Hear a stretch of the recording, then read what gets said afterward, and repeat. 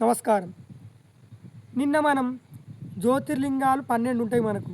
అయితే మొదటి జ్యోతిర్లింగం సోమేశ్వర ఆలయం.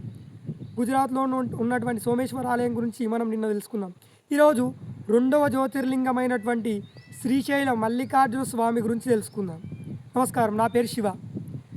అయితే మల్లికార్జున స్వామి శ్రీశైలంలో చాలా రహస్యాలు ఉంటాయి. ఏంటంటే మల్లికార్జున స్వామి శ్రీశైలంలో ఎలా ప్రతిష్ఠించారు, అక్కడ పాతాళ గంగ ఉంటుంది, అది అక్కడ ఆకుపచ్చ రంగులో నీళ్లు ఎలా మారాయి, అక్క మహాదేవి గుహలు ఉంటాయి, వీటి గురించి తెలుసుకుందాం.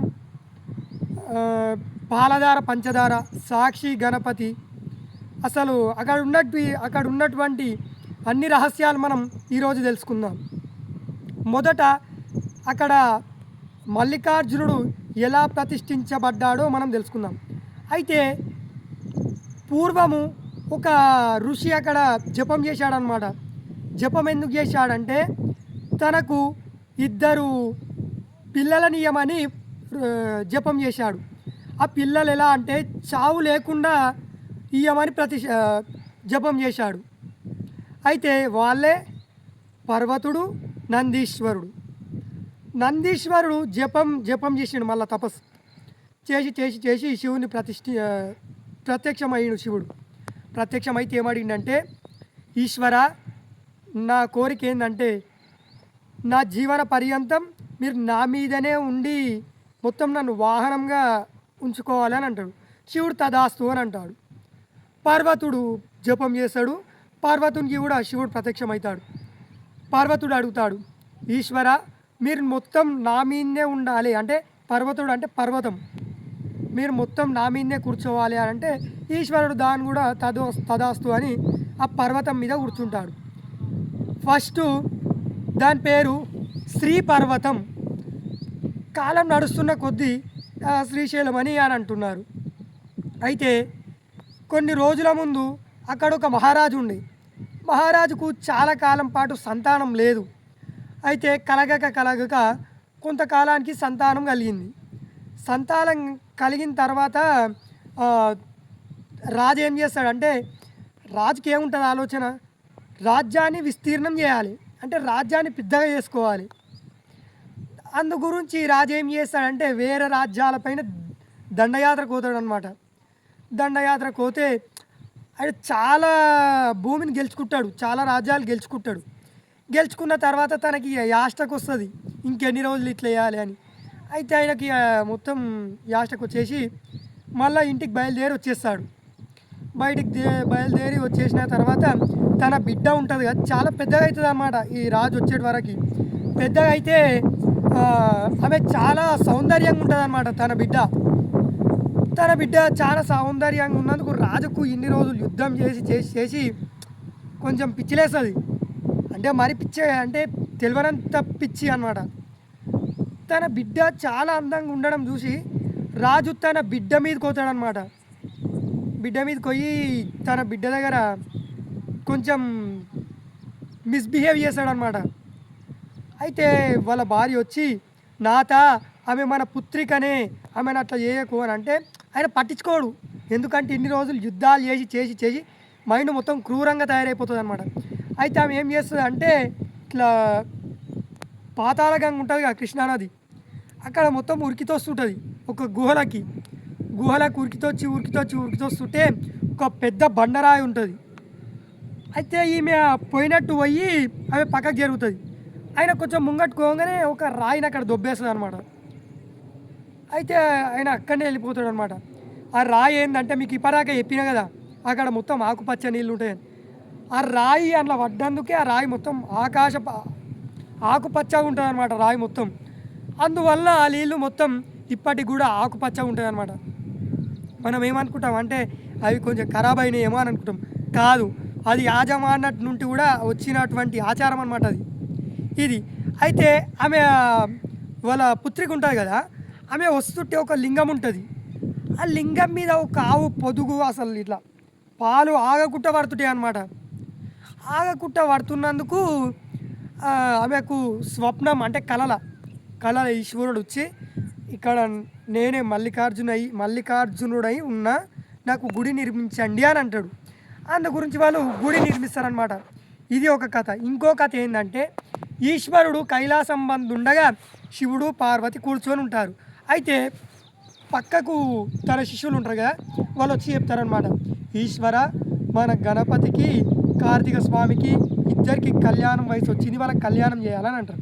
అయితే ఈశ్వరునికి మైండ్లో ఏం జరుగుతుంది అంటే ఇద్దరిట్లో ఎవరికి ఫస్ట్ చేయాలి అని అయితే శివుడు ఏం చేస్తాడంటే మీరు ఇద్దరు ఈ లోకాలన్నీ తిరిగి రండి, లోకాలు ఎవరు తిరిగి వస్తే వాళ్ళకు ఫస్ట్ వివాహం చేస్తా అని అంటాడు. అయితే కుమారస్వామి వాహనం నెమలి, గణపతి వాహనం ఎలుక. అయితే ఎలుక పోలేదు కదా, గణపతి కొంచెం లావు ఉంటాడనమాట, ఆ ఎలుక పోలేదుగా. కార్తీక స్వామి ఏం చేస్తాడు, నెమలితోటి పోతాడు.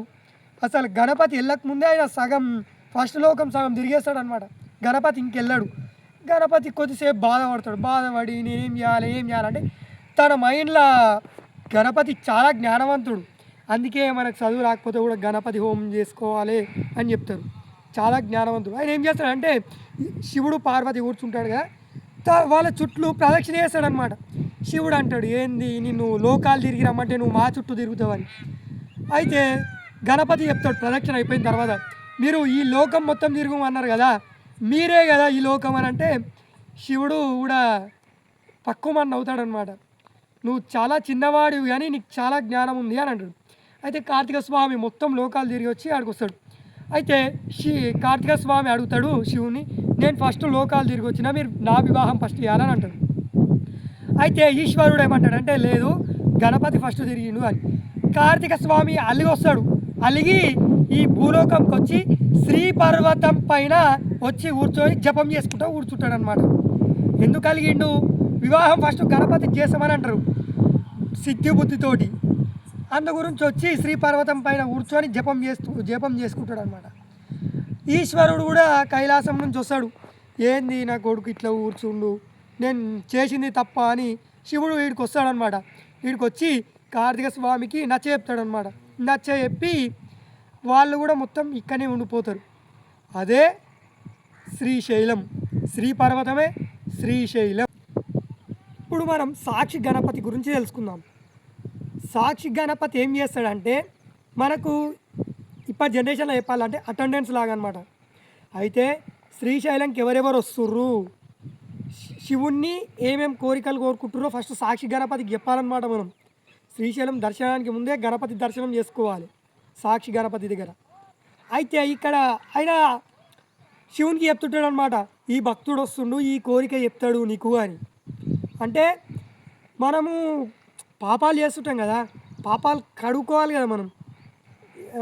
ఈశ్వరుణ్ణి దర్శనం చేసుకుంటే పాపాలన్నీ పోతాయి. పాతాళ గంగల స్నానం చేసుకుంటే మన పాపాలన్నీ పోతాయి అనమాట. ఫస్ట్ గణపతికి చెప్పాలి మనం. అయితే ఇది ఎప్పుడు మనకు ఉపయోగపడుతుంది అంటే మనం చనిపోతాం కదా, చనిపోయిన తర్వాత సాక్ష్యం ఉంటాడనమాట సాక్షి గణపతి, ఈయన పాపాలు చేసిండు.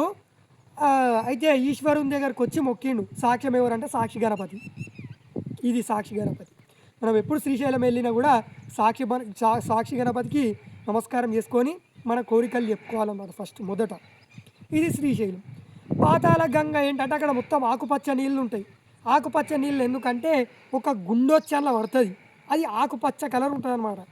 అందులో పడ్డందుకు మొత్తం అది ఆకుపచ్చ కలర్గా మారిపోతుంది అనమాట. అందువల్ల ఆ నీళ్ళు మొత్తం ఆకుపచ్చగా ఉంటాయి. కానీ ఏదో ఇప్పుడు చెప్తారు చాలామంది అవి మంచి నీళ్ళు కావు ఇది అది అని.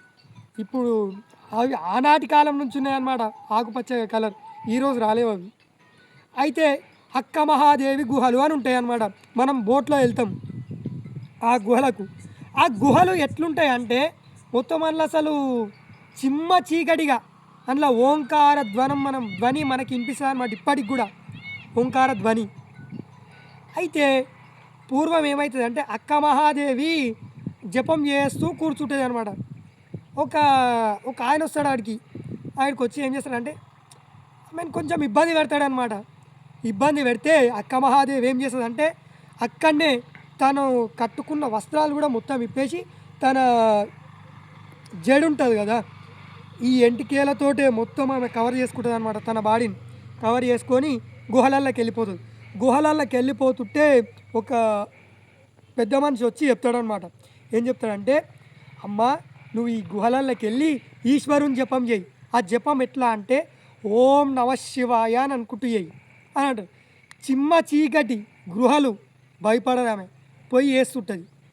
శివుడు ప్రత్యక్షమై శివుడు చెప్తాడు, నీకేం కాకుండా నేను చూసుకుంటా అని చెప్తాడు అనమాట. అయితే ఇప్పటికి కూడా మనం అక్కడ వెళ్తే ఓంకార ధ్వని అనిపిస్తుంది. అంటే ఓం ఓం అన్నట్టు వినిపిస్తుంది అన్నమాట. అయితే పోయేటప్పుడు భయం అవుతుంది. నిజం చెప్పాలంటే నాకు కూడా భయం అయింది. చిమ్మ చీకటి ఉంటుంది.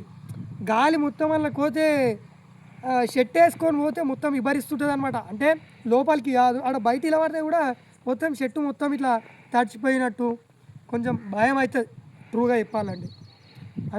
అంతటి చాలా పుణ్యం ఉండేటువంటి గృహాలు అనమాట అవి.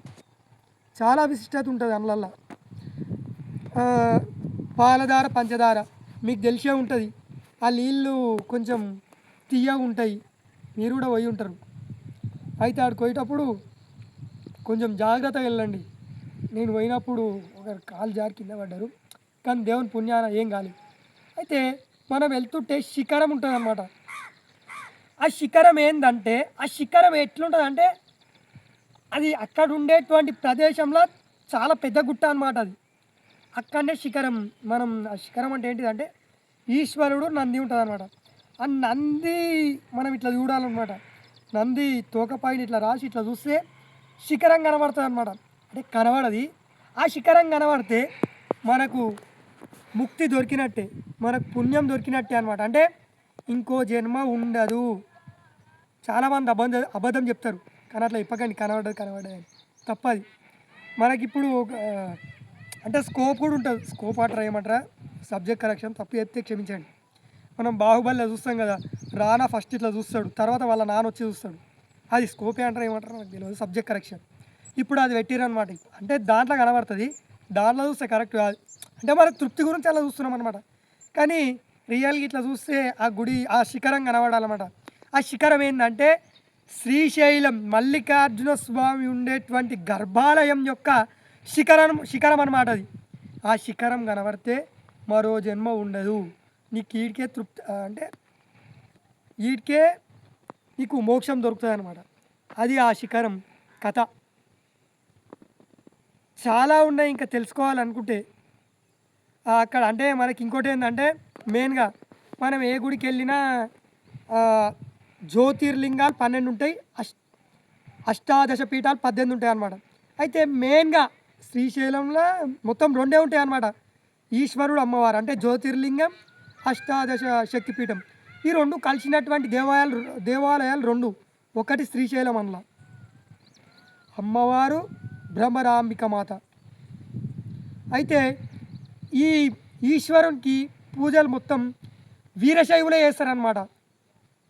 అంటే వీరశైవులు అంటే మీకు తెలిసి ఉంటుంది జంగమయ్యలు అని. కావాలంటే రీసెర్చ్ చేసుకోండి, చూసుకోండి. అయితే చాలా రోజుల పాటు రాజులు కూడా పాలించారనమాట అక్కడ. అయితే కొంతమంది మీకు తెలిసే ఉంటుంది ఏంటంటే దేవాలయాలను మొత్తం ధ్వంసం చేస్తుండే పూర్వకాలంలో. అయితే వీరశైవులు చాలా ప్రాణత్యాగం చేశారనమాట ఆ గుడి గురించి.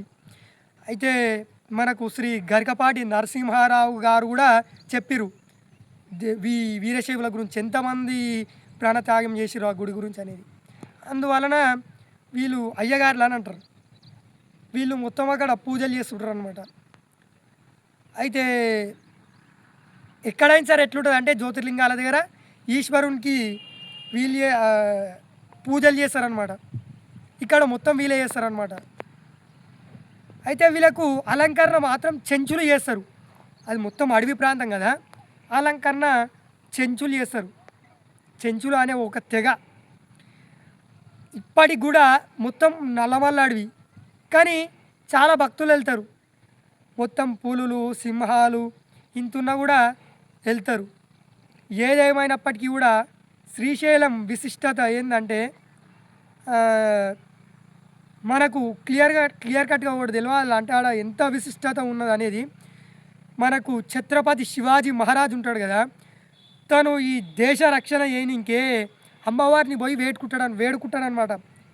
వేడుకుంటే బ్రహ్మరాంబాదేవి ప్రత్యక్షమయ్యి శివాజీకి ఖడ్గమిస్తుందనమాట. అంత పెద్ద విశిష్టత ఉన్న పుణ్యక్షేత్రం శ్రీశైలం. చాలా పెద్ద విశిష్టత కదా ఇది. మన ధర్మాన్ని కాపాడడానికి శివుడు పోయి అక్కడ శివాజీ పోయి అక్కడ అడిగితే అమ్మవారు ఇస్తారనమాట. చాలా పెద్ద విశిష్టత ఇది.